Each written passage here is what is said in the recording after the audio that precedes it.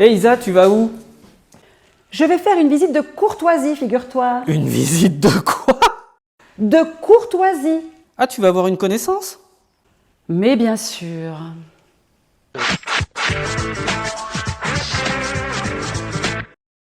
Une visite de courtoisie, c'est une visite obligatoire à faire par le futur acquéreur lorsqu'il achète un bien immobilier. Ah oui, la visite qui doit s'effectuer si possible juste avant d'aller chez le notaire pour signer l'acte authentique de vente. Eh ben oui. Et en quoi consiste cette visite de courtoisie? Et pourquoi est-elle si importante? Eh bien, on va vous le dire.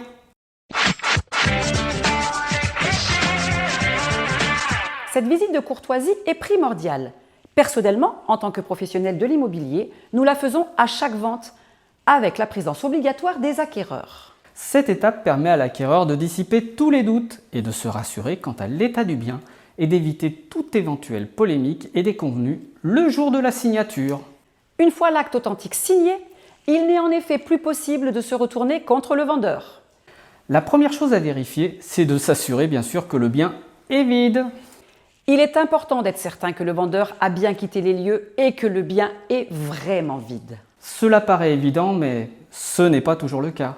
Il faut également s'assurer que toutes les dépendances ont été vidées, garage, cave, rangement, etc.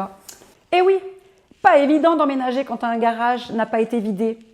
La seconde chose à vérifier, c'est la liste de mobilier qui était indiquée dans le compromis, ainsi que la présence des éléments immobiliers habituels. Eh oui Isabelle, les volets, fenêtres, portes, poignées de porte, douche, baignoire, évier et tout autre élément ne pouvant être déplacé sans abîmer le bien.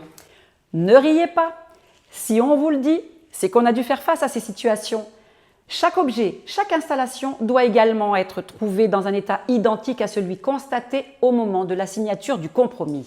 Pas question, sauf accord entre les parties, de changer l'électroménager par exemple.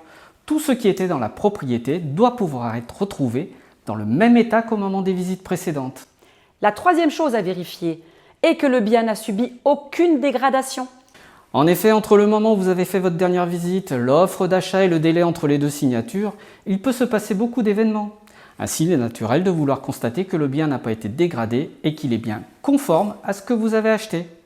Vérifiez également qu'il a bien été entretenu ou qu'il n'a pas été victime d'un sinistre. La quatrième chose à effectuer, c'est de relever les différents compteurs de consommation d'eau, de gaz, d'électricité en heure creuse et en heure pleine. Cela permettra à l'acquéreur de clore les contrats du vendeur et surtout d'ouvrir les siens. Alors, que faire si on constate un problème lors de cette visite? En cas de problème constaté au cours de cette visite de courtoisie, il est possible de demander au notaire une retenue sur le prix de vente équivalent au coût de la réparation. Il arrive que certains acquéreurs refusent de signer l'acte de vente et attendent que le bien soit remis en état. Quoi qu'il en soit, une solution sera trouvée avec le notaire qui choisira le meilleur arrangement suivant le dommage. Sachez d'autre part que cette visite n'est pas obligatoire juridiquement. Ainsi, le vendeur est tout à fait en droit de vous la refuser. Oui, mais entre nous, un vendeur qui refuse une visite du bien qu'il vend, cela va paraître suspect.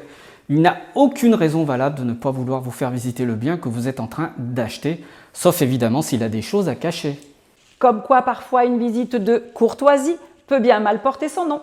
Eh oui Isabelle, on se retrouve la semaine prochaine pour un nouveau sujet de Notre Vie Immo.